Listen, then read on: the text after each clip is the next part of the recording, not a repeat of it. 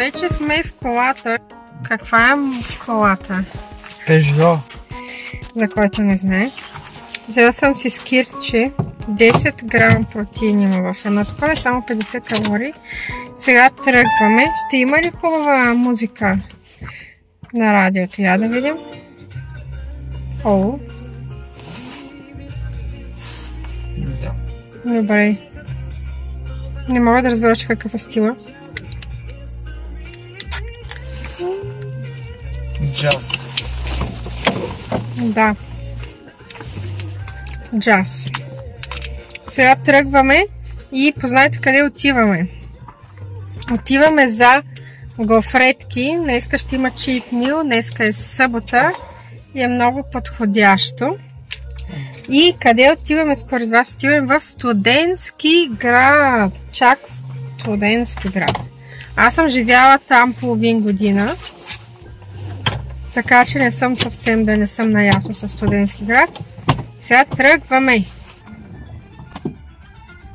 Освен това съм се запасила из водичка. Вчера ми остана от фитнеса и даже сложих в хладилника. Вижте какъв як шейкър имам. Не е шейкър, ама не знам как се нарича. Шише за вода или тубичка по-точно за вода на Playboy. Струва цяло състояние. Обаче имаше намаление и всъщност ми излезе безплатно. И така напред към Студентски град. Ще го изчакаме ли този? Боже, той кара още на колелце. Вау! И не знае, че го снимаме. Хи-хи! Хи-хи-хи! Караме за трено талисман. Много интересно тук как. Сигурно на шофьорите не им е интересно, ама на мен ми е интересно как тръгва по-надолу нещо колата и колко е широка тази улица. И тук се отива и за Сердика мол, мой любим мол. Но сега отиваме на друго място.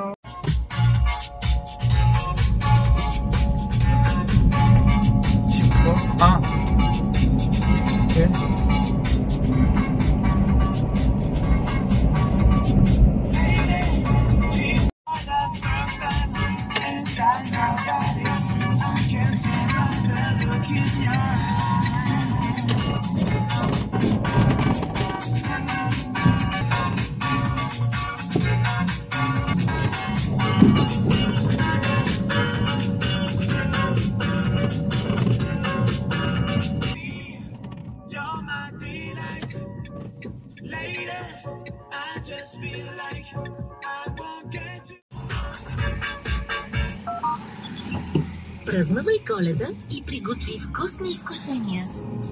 От 7 до 13 ноември в Lidl контактен грил за 4. Котките. Котките. Това ли искаше да снимаш? Има котка тук. Има, да. И още една котка. А сега сме в Фантастико, Студентски град, да изтеглим парички. Като бях студентка, също си пазарувах от тук. Сега е станало много красиво и модерно, може да видите.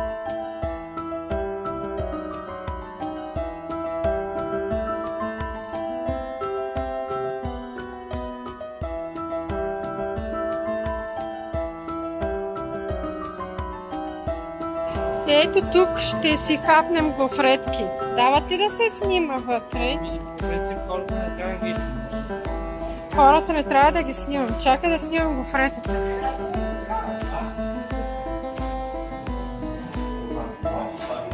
Ето за това сме дошли. За мен е с бял шоколад. Бял шоколад. И още една с кафяв шоколад. Ето вече е готова. А някой вече си довършва неговата. Не. Аз бях до туалетната на Фантастико. Зайче съм все пак. Пикаше ми мехур, не издържа толкова много. Сега ще пробваме гофретата. Да видим как е.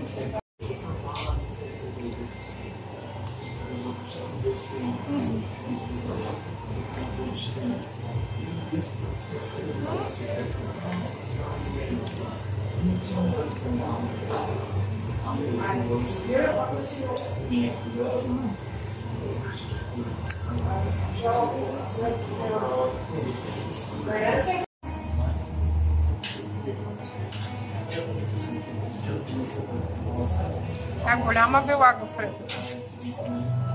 Не знам дали ще успея да изям сама.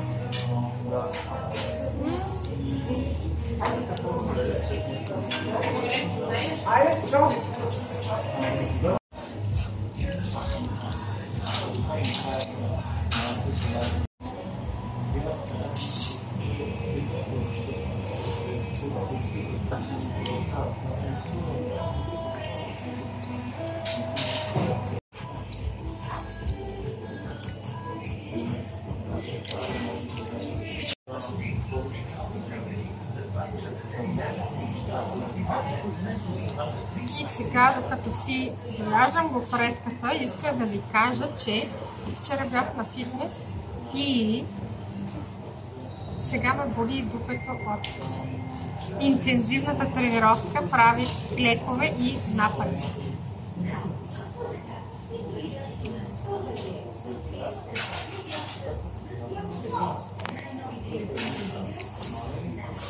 Какво да разкажа? Будете да си вземете гофрета с бял шоколад.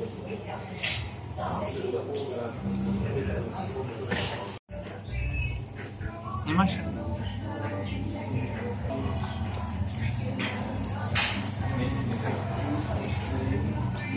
Готови са. Чао, чао, лападунди!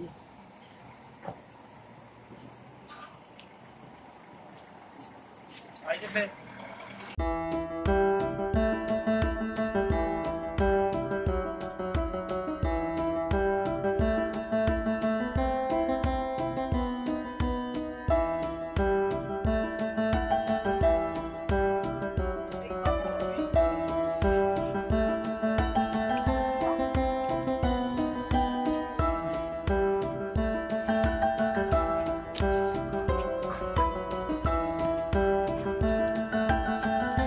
И сега отиваме да разходим гофретката и да я изгорим, ако е възможно. Но ще се поразходим, защото аз отдавна не съм идвала в студентски град и е много приятно, интересно. Паркчето е хубаво. Вчера казах ви бях на тренировка. Отново да ви кажа, че гледам каналите на Бетина Димитрова и Калоян Чолаков и там става въпрос, както ви казах, за яки тренировки. И вчера се направих една такава яка тренировка с така похвалените многоставни упражнения. Кляках. Също кляках на една машина интересна. Правих напади и разгъвания за квадрицепси. И съм много доволна от тази тренировка. Та в канала на Калоян той казва, че трябва да се прави една много сериозна тренировка веднъж седмично и в нея да отиват основните усилия. И аз така и направих.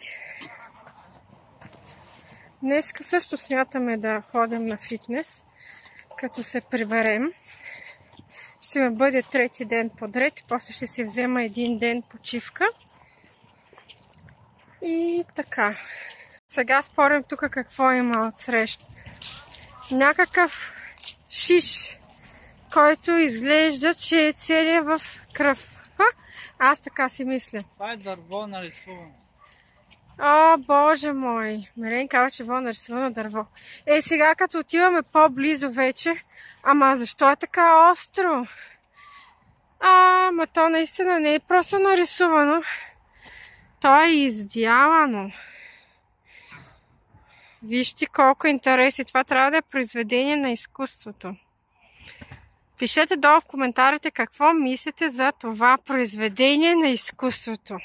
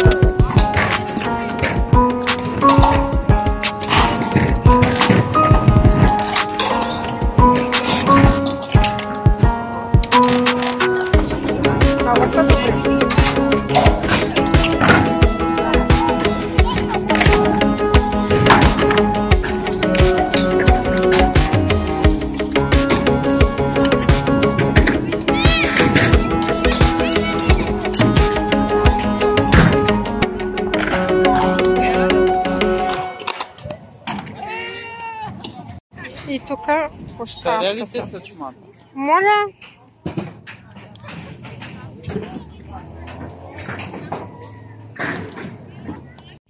Вече добре нахранени и подсладени тръгваме към вкъщи. Какво да ви кажа интересно? Какво да им кажа интересно? Ами... Шофьор е сериозен. Пожелай ми приятен и слънчев ден, понеже тук е малко облачен. Каза да ви пожелая приятен и слънчев ден, понеже тук е облачен. Ами добре, тогава. Ще се видим в следващото видео. Не забравяйте да ме последвате в Instagram на venam_bunny _fit, за да бъдете updated и да видите какво се случва около мен, особено в сферата на фитнеса, защото там съм най-активна. Също така може да ме последвате и на музикалния ми канал в YouTube, който е Pumpkin Production Music. И там може да ме чуете как свиря на пиано, както и да чуете моите композиции. Хубав и слънчев ден ви пожелавам и до скоро!